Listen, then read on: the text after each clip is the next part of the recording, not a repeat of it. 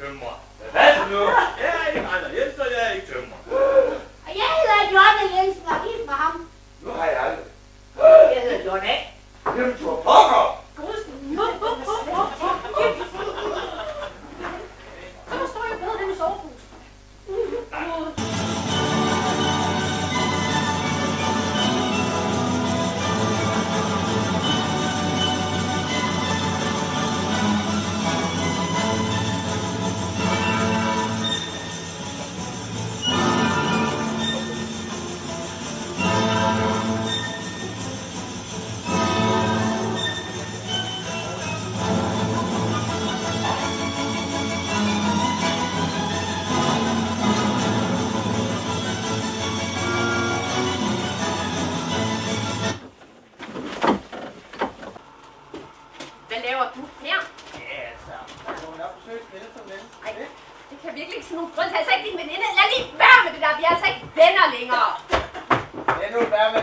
Det var 10 år siden. Jeg har der folkestykke. Det så ikke særlig hjerteligt ud, det der. Nej, hun var faktisk temmelig sur ude. Jeg synes, du sagde, at I var blevet venner. Ja, det er bare en gammel misforståelse. Næste punkt på dagsordenen. Trøjerkrigens afslutning. Ja, en af de hurtige krige. Det føles som, var det i går, der fordi der satte det hele i gang, bare for at få fat i det åndssvage. Vi gik alle sammen på Tordenkiler på bestillingssøvn. Og desuden er det nu også officielt, at jeg er den smukkeste på Løbe på Løbe.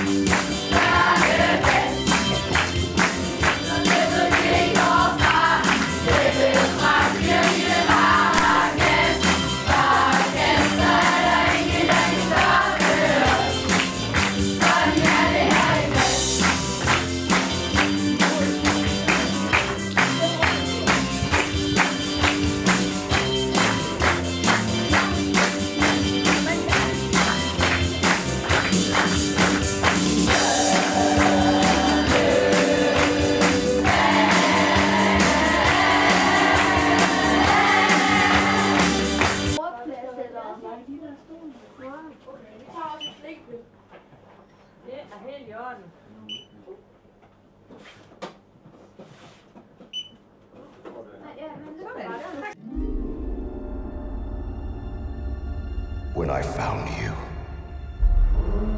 I saw raw, untamed power. And beyond that, something truly special.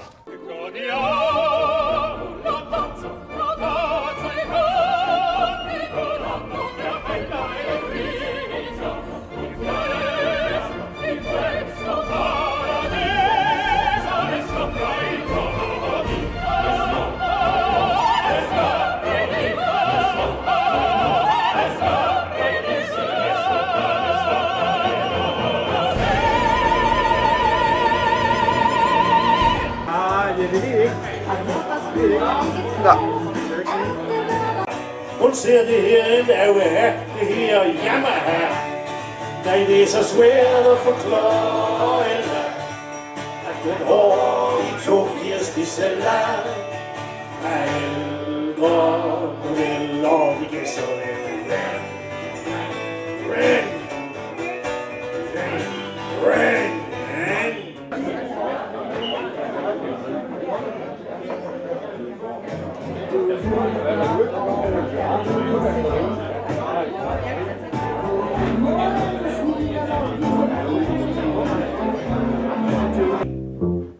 Come again to land the line and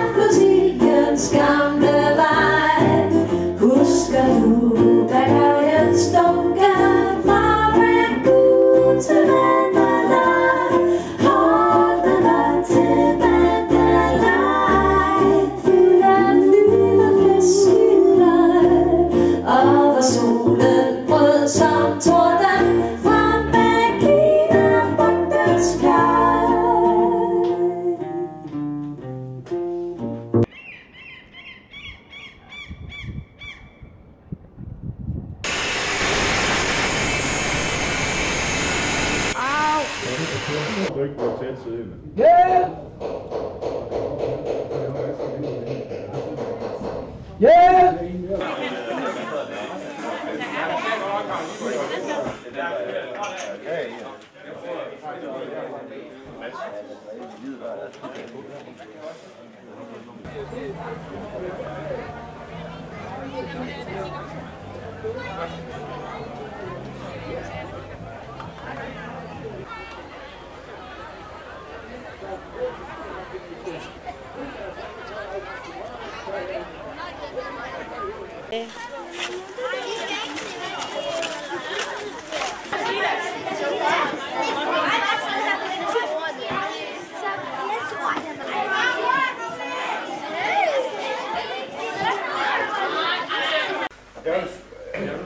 Jeg vil nu sætte pris på, at de vil sende en vagt på vores telt. Min frue har den smykket med, som uvurderlige, som ikke skal stjæles.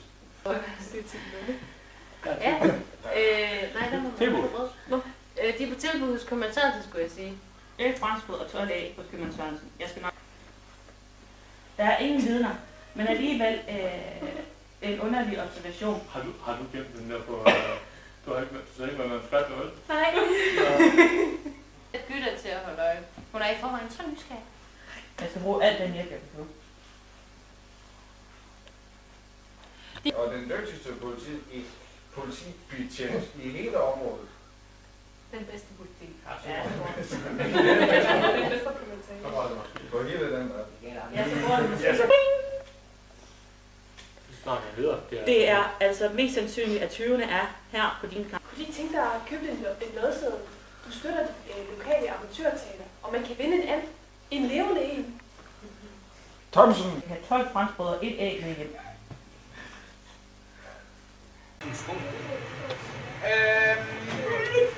Jeg vil frygtelig gerne, at jeg ikke behøver at have åbent mit manuskript. Jamen, vi skal slet ikke have noget. Det er et once-in-a-life-tilbud. Hvis du køber 5, så får du selv det gratis oveni. Specielt op til dig med. Hvad er siger du så? For lige her igen. Nu er det koster den 7. Hvis du køber 5 river, så får du den 7. med gratis oveni. Ja, din far er jo direktør for Julemandsfabrikken. Nej, ikke Julemand, så Legetøjsfabrikken. Ligesom bedstefar var, indtil han døde. Alt skal gå igennem mig fra nu af. Er det forstået? Ja, har du vist ikke talt med min far? Nej, jeg skal starte maskinen. Men vi skal have startet maskinerne op. Kom nu, jeg se at få lavet noget. Start den, Skal vognen starte? Offentligt, Larsen. Vi får et øje og hold på ham. Men er du ikke enig, Janus? Han er virkelig den mest skumle person, jeg nogen. Jo, ja.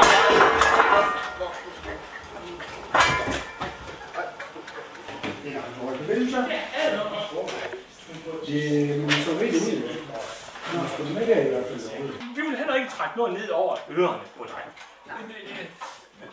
Hvis nu der, vi mor og bare, vi snakker om det senere.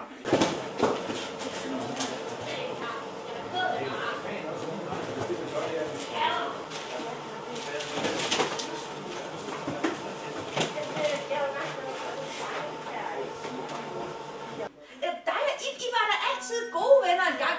Nu snakker I aldrig sammen. Nej, prøv at høre. Der var en gang, hvor vi var gode venner. Hvor...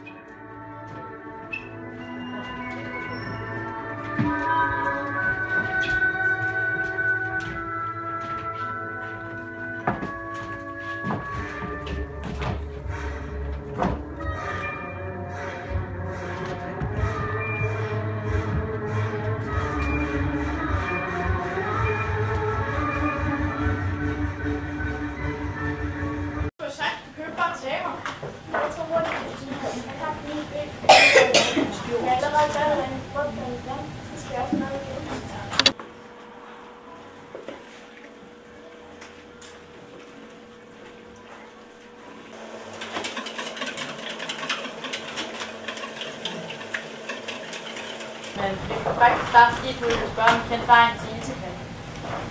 Hvad er der med jeres medaljer af Isegade? Det eneste Odysseus, som vi snakker om.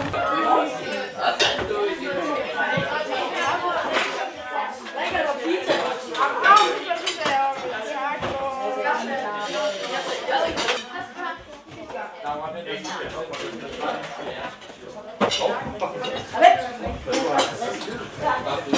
må du stille op på bordet igen. Trøjekrigens afslutning. Ak, jeg er en af de hurtige krige. Det føles som var det i går, eller fordi det satte det hele i gang. Bare for at få fat i det åndsrige.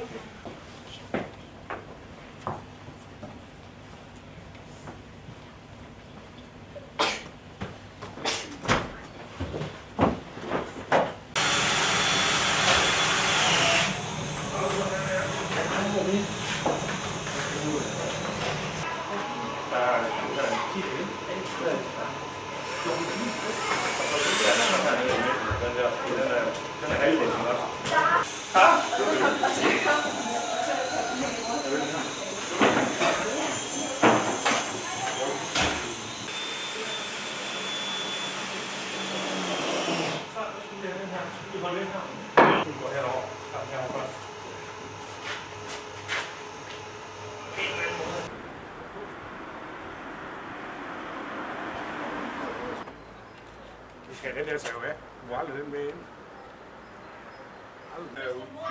Det er så bare nogle skruer, der kan. Det kan nok komme herop. Der kan I meget nemt få væk. Det er bare ved at løfte det rør af. Det er enormt svært at få ud af under alle omstændigheder. Hvorfor handler alting om det? Hunden er gået i stykker. Det er så løst det hele. Hvad med det der? Ja, vi er Jo, det kan godt sige, det er skrællet bange jo. Det er prøv at se, det er den her, prøv at se her. Den her, der skal bare slippe af, kan ikke det? Er der en pyntlist? Der ser sådan en pynt. Ej, vi vil nok hellere vippe den her vej, tror jeg. Ja, kom. Den tipper. Den tilter. Kan den komme lidt længere ind frem? Ja, prøver! Og så til at tage frem. Ja. Ja. Jamen, jeg har en fod på den.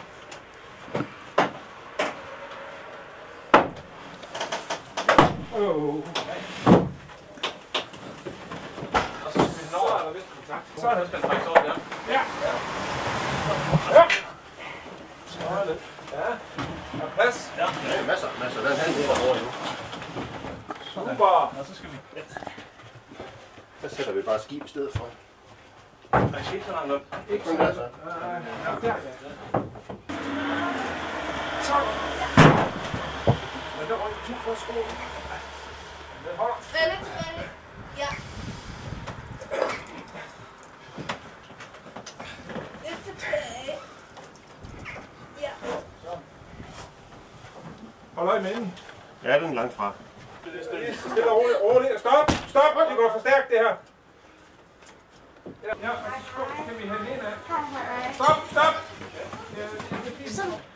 Det var rigtigt. Hold da kæft.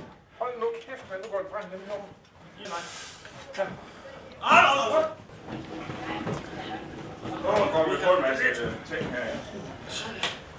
Er vi klar? Ja. Så står jeg af nu. Ja. Så er vi pludselig, så siger den der hund, altså skal bange. Prøv lige. Ja. Ja. Så nu er vi ned på karossen. Ja, bare. Lykkes det virkelig uden at save noget af? Så skal vi have den længere ind. Kør lidt længere ind. Kan ikke køre lidt længere ind. Det er jo lige mig. Ja, det kan jeg også. Lidt med nu. Eller kan vi køre lidt op mod scenen? Ja, kan jeg så skråt ind af. Det er vigtigt. Ja, det er godt. Godt, så skulle du se.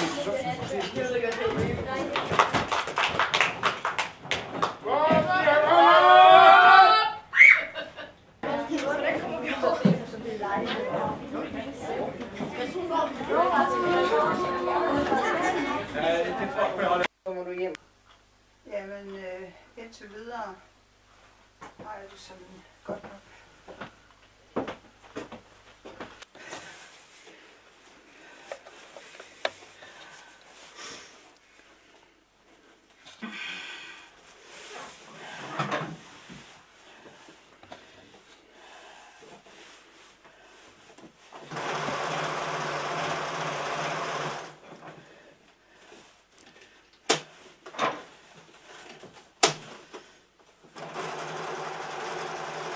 Det er godt nok. Men vi er jo... De 2 stativer der, det er kostymerne til Odysseus, som skal prøves i aften af alle børnene. Hvor mange er der? Kostymer Der er 44. Nå, okay. 44? Jeg skulle til at sige mellem 40 og 50. Ja, men det er der også, fordi der er nogen, der er en A og et B på. Ja. Men i hvert fald 44.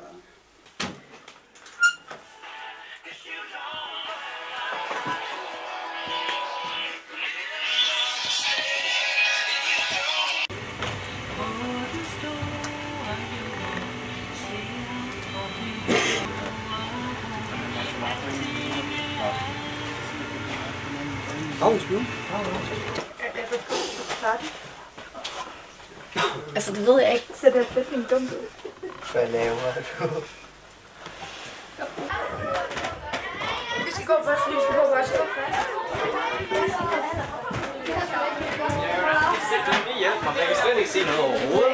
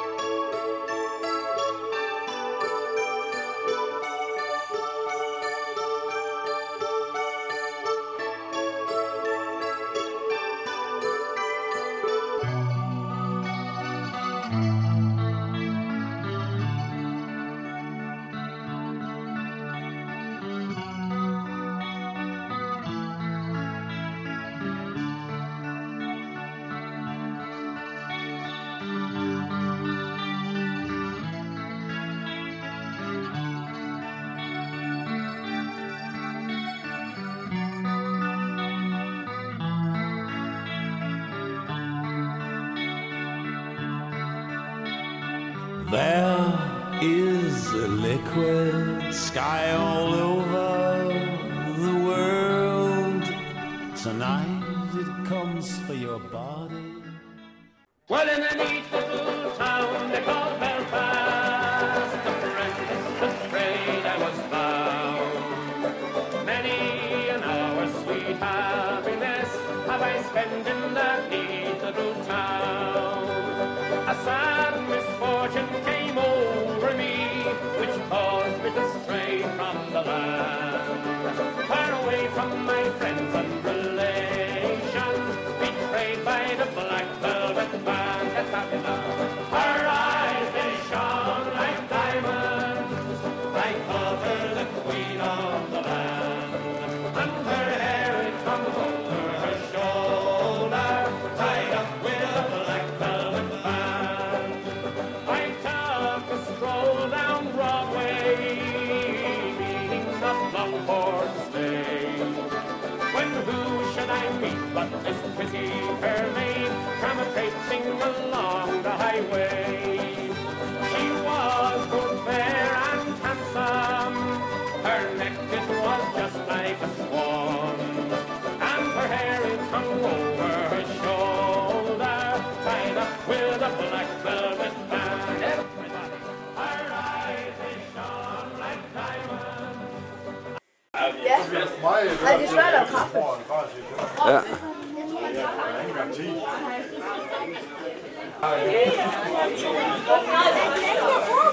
Det handler om, at vi skal snige os op. Nej, ikke der.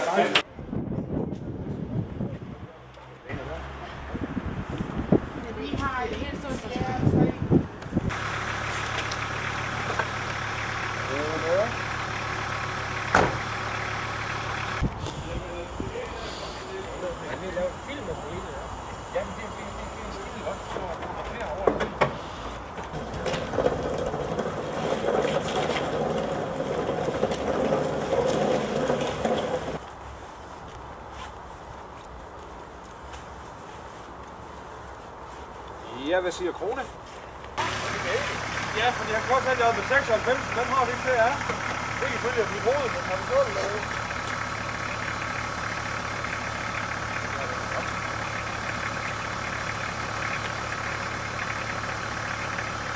Jo, men vi kan jo ikke sende den ned, før den er taget op.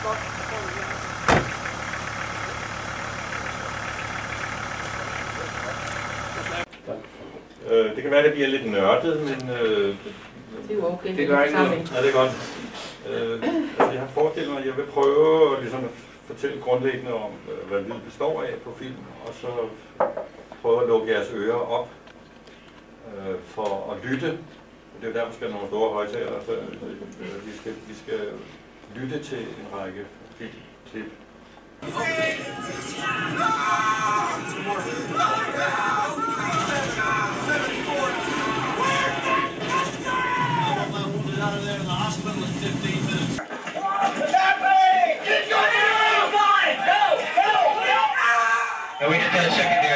Halløj, der er foregået, så derfor har man ikke kunnet bruge lydsiden.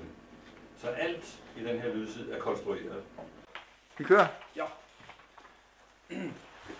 En til de her. Tag du en også. Er du ude på at drikke mig fuld? 2. En til de her. Tager du en også.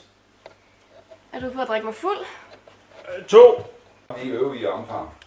Jamen, det er jo hvor du er her. Det er bare her. Ja, Er det bare her? og det gør den der. Ja. Ja. Og der er sådan en forhæng der, som... Ja. Den indikerer noget, som der ikke er der. Ja, og den alkohol der. Ja. Ja, vi kører. Okay, ja. Vi kører.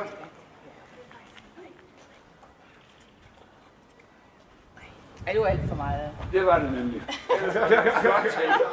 Det var et rigtig flot take.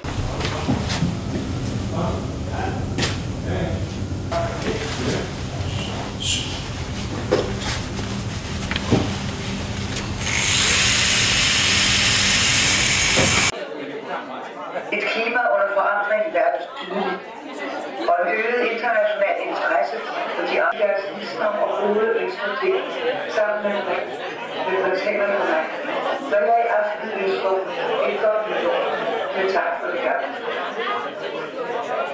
Gud bevare dig.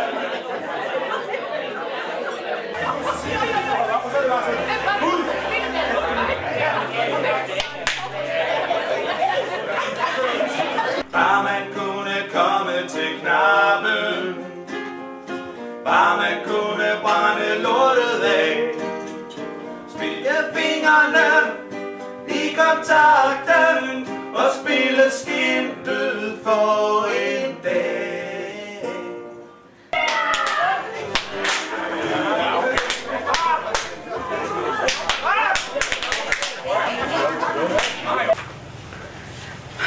Men vi starter lige med at konstatere, om generaltanken er indkaldt lovligt.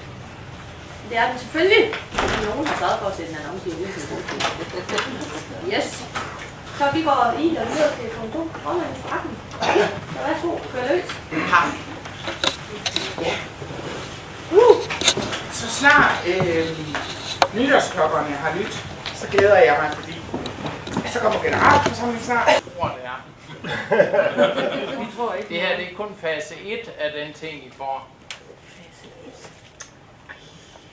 Det er fordi, de er jo kendt for at bruge penge i bas. Og humoristiske indlæg, ja. Hvis jeg så går... Hold den lige op. Ja, vi se, hvad det er. Hold da. Wow. Det er fandme godt.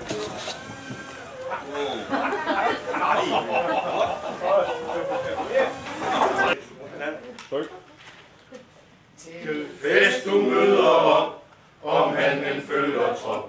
Når er det ikke sandt, ham finder vi blandt. De sejlende læseren, som rydder op i baren. Næste dag og stor respekt for det.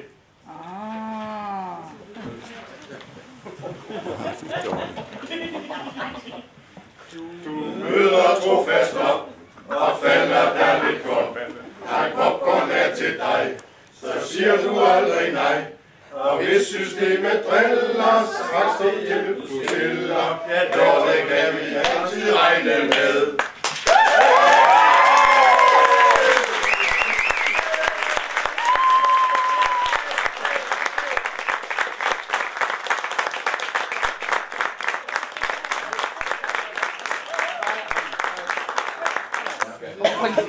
Pas på bananfluerne.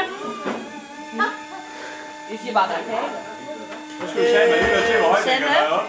Det er ikke for noget, men jeg tror, at Gandalf han spørger dig om noget. Jeg tror, du har ret.